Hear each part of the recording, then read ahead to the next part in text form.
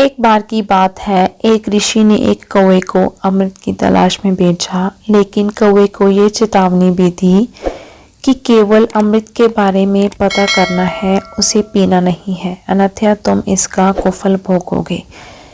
कौवे ने हामी भर दी और उसके बाद सफ़ेद कौवे ने ऋषि से विदा ली। 1 साल के कठोर परिश्रम के बाद कौवे को आखिर अमृत के बारे में पता चल गया।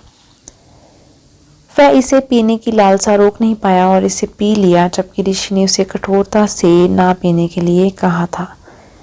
सो उसने ऐसा कर ऋषि को दिया अपना वचन तोड़ दिया। पीने के बाद उसे पछतावा हुआ और उसने वापस आकर ऋषि को पूरी बात बताई, तो ऋषि ने सुनते ही वो आवेश में आ गए और कौवे को श्राप दे दिया और कहा, क्योंकि तुमने अपनी अपवित्र चोंच से अमृत की पवित्रता को नष्ट किया है, इसलिए आज के बाद पूरी मानव जाति तुमसे घृणा करेगी और सारे पक्षियों में केवल तुम होंगे जो सबसे नफरत भरी नजरों से देखे जाएंगे।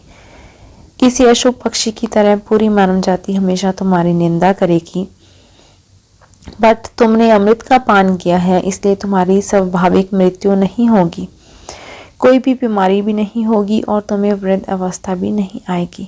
भाद्रपद के महीने के 16 दिन तुम्हें पितरों का प्रतीक मानकर आदर दिया जाएगा। तुम्हारी मृत्यु आकस्मिक रूप से ही होगी। इतना कहकर ऋषि ने अपने कमंडल के काले पानी में उसे डुबो दिया। काले रंग का बनकर कौवा उड़ गया। तभी से सारे कौवे काले रंग के हो गए। हालांकि ये कहानियाँ लोक कथाओं के रूप में प्रचलित हैं, लेकिन फिर भी कई लेखों और मान्यताओं में किसी एक के किए कर्मों की सजा उसकी पूरी जाति को भुगतनी पड़ती है, ऐसा सुना है। लेकिन हमारे ये विचार केवल काल्पनिक लेख ही होंगे, क्योंकि आधुनिक युग की परिभाषा में जहाँ लोग तर्क करने की क्षमता रखते हैं, किसी भी धारणा का अंधा अनुकरण करने से पहले ये सब पहले के ज़मानों में लोगों को कुछ शिक्षाओं को उनके मानसिक स्तर पर समझाने का ये प्रयास ही रहा होगा, ऐसा हम मान सकते हैं।